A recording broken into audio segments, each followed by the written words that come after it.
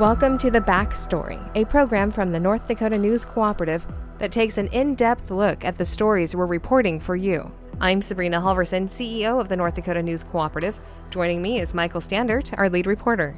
Michael, this week we're talking about agriculture once again, and your article this week was headlined, Fertilizer and Diesel Woes Make for Difficult Spring Planting Decisions. And that is such a true statement. Now, as I mentioned, we've been talking about agriculture quite a bit, and that's not the only thing that we report on, but agriculture is so important to North Dakota's economy. In fact, I was punching some numbers just before we started talking, and about a quarter of our state's economy relies on agriculture. And the way that trickles down, it's not just the farmers that, agriculture affects. It pretty much goes into most of our communities in all kinds of different ways. So it's Yeah. a big topic for our state. And when our farmers are hurting, it's going to hurt a lot of other areas of the state as well. And we're going to talk with an expert in just a moment about how this is affecting everyone around the state, not just farmers, but everybody in the state. And we'll have him joining us in just a moment. But to start off with, Michael, tell Yeah. me a little bit about this and why this is happening right now. So with the war with Iran right now, I mean the diesel prices are super high. I mean that's one of the big issues for farmers. They're closing in on $5 per gallon here in North Dakota. I looked earlier today, it's about like $4.84. And it's even with all the recent ceasefire or blockade or all these different things, it's really uncertain whether those prices are going to go down anytime soon. The other issue is fertilizer, both prices and supply.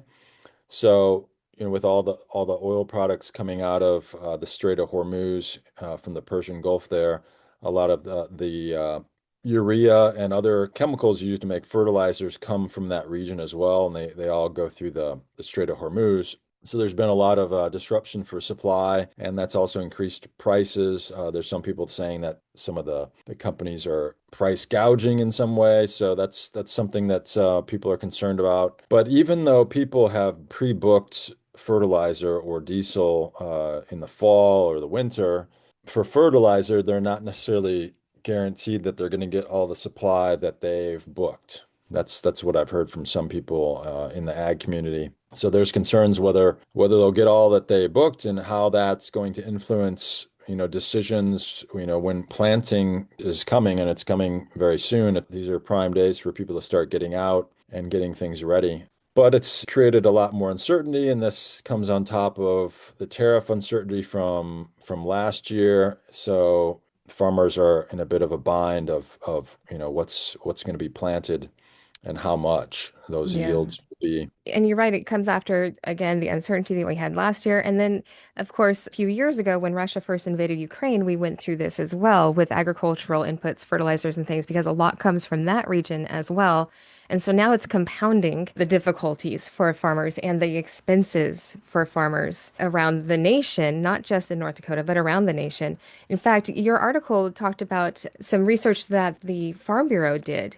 And it found that 70% of farmers were unable to afford all of the fertilizer that they needed. So, like you're saying, it's not just a problem here, it's all over the nation. And that's going to affect so many different sectors of agriculture as well. Yes. I mean, just since February, urea prices are up 47%, and nitrogen fertilizer prices are up 30%. And it's the price, but it's also the supply. So that's a big concern, particularly for those who didn't pre-book their fertilizer. They don't know if they're going to get it. So what do they, I asked this question to a few people. It's like, okay, what do they do if they don't get any fertilizer? It was kind of silence. They don't really know what they're going to do. So. And again, it's such a big part of our economy here in North Dakota. When the farmers are struggling, it is going to trickle down into our communities. There are so many other ways that agriculture supports our communities, even if we're not talking about direct impact, but indirect impact as well. Like supporting our grocery stores because the farmers go and shop at the grocery stores and things like that, or our car salesmen and things like that. So there are a lot of ways that this will trickle down into our communities all over the state. So thank you, Michael.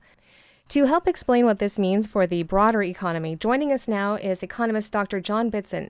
He is the Menard Family Director at the Challey Institute for Global Innovation and Growth at NDSU, which is dedicated to understanding how to increase opportunity and flourishing regionally through internationally. Dr. Bitzan, agriculture is such a big part of North Dakota's economy. When farmers struggle financially, can you tell us a little bit about how quickly the rest of the state would feel that and in what ways?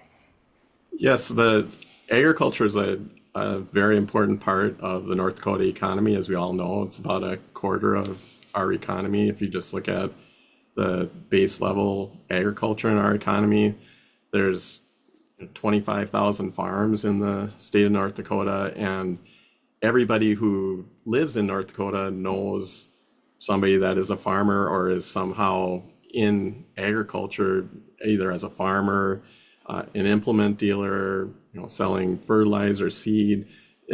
Everyone knows somebody in the agricultural industry directly, but it also has a lot of effects on other parts of the economy. So if you think about farmers struggling, the farmers maybe are struggling and they're deciding, well, I'm not going to purchase a big tractor or I'm not going to purchase a combine, and that's going to affect the local implement dealers.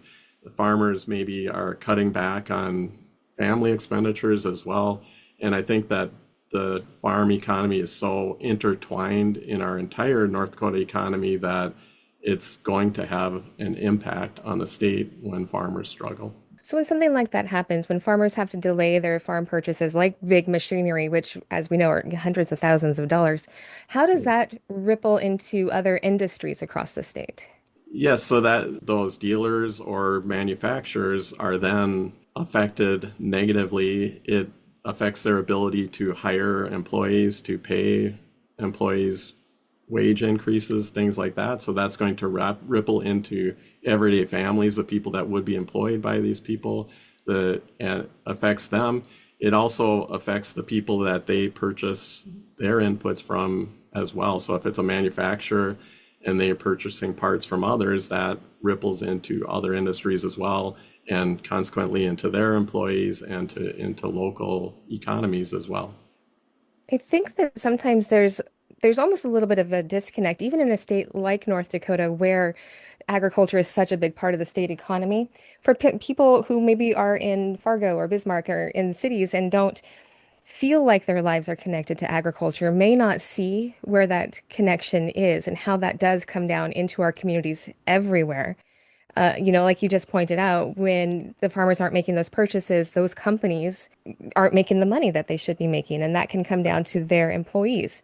And then outside of that, the employees may not be able to spend as much money. Correct. Yes. So yeah, it affects those employees. It affects the things that they purchase, which can affect local grocery stores, can affect the local other big box stores or other types of stores that are in the community as well. So it affects the retailers.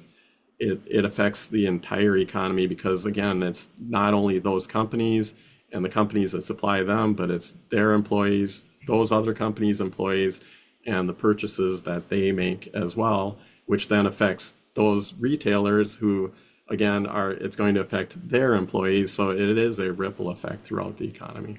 And then also thinking about it in kind of a different way, but along the same theme, agriculture is a big part of our state finances too. It brings a lot of money into state money, and that money is then spent on other programs around the state. Yeah, so our tax revenue is definitely going to be affected by a downturn in the ag economy, and not just tax revenue, but the Industrial Commission has approved additional financing through the Bank of North Dakota to help out farmers that are financially struggling.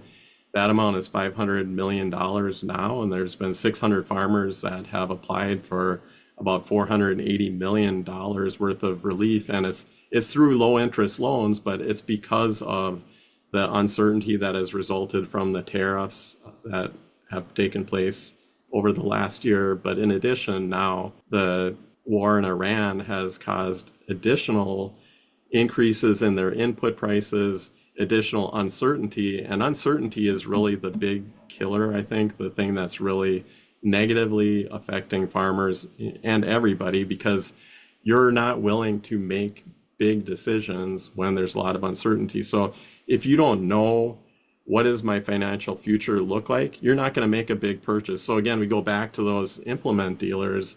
They are not making the sales. In fact, the Association of Equipment Manufacturers in March said that this March in the United States that tractor and combine sales were down 30 to 40% from a year ago in March. And so it was that increased uncertainty. And then there's even more uncertainty now, because if you are, let's say you're a farmer and you're trying to decide, what kind of crop am I going to grow? There's some crops like corn that require a lot of fertilizer right now. And so if they haven't locked in the price of their fertilizer, they don't know, how much it's going to be, or they know it's going to be a lot more expensive. If you compare fertilizer, especially nitrogen fertilizers like urea, their prices are up about over 70% from a year ago at this time. And so if you haven't locked in the price of your fertilizer, you're paying a lot more for your fertilizer now before you're planting. And then once they plant, they still will want to apply more fertilizer. So some farmers are thinking about doing things like maybe switching to a different crop, like soybeans, that doesn't require as much of those fertilizers, or not planting. I mean, hopefully not. But so again, there are big decisions that need to be made. So I don't like to be an alarmist, and I really don't like sensationalism. Right. So, but I do need to ask, though, with the record level that we're seeing of the state support, like you were just explaining with the Bank of North Dakota program, what does that signal, or what does that tell us about how severe this current economic pressure is? I'd say the pressure on farmers is very real. There is definitely an impact. Quantifying the magnitude at this time is very difficult to do. But I think that the increased uncertainty over the last year, and the additional uncertainty of when is the Strait of Hormuz going to open up, creates more uncertainty for the future. And there needs to be some resolution at some point of these issues so that farmers can approach their decisions with confidence that they're going to earn profits in the future. Do you think that we're seeing short-term pressures, or do you think that this could turn out to be more long-term structural changes in trade, or could lead to more long-term? I think the length of time for things to get back to normal is very uncertain at this point.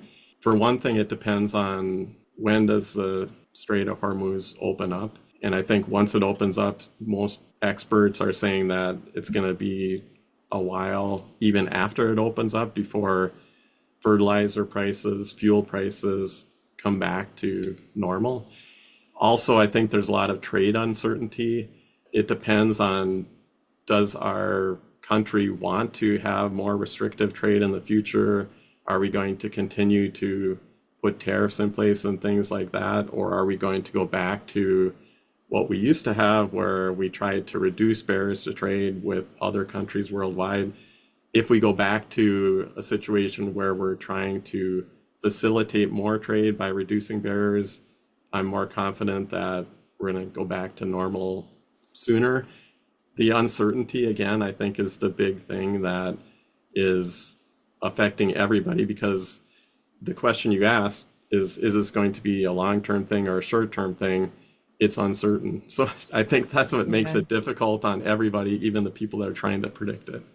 Yes, absolutely. And that was what we heard repeatedly from farmers when Michael was doing the story, but then also we had a roundtable, farmer roundtable, last month. And that was what we heard over and over and over again, too, was the uncertainty. It's the uncertainty that's really hurting us right now. And it's the same thing that you're saying as well.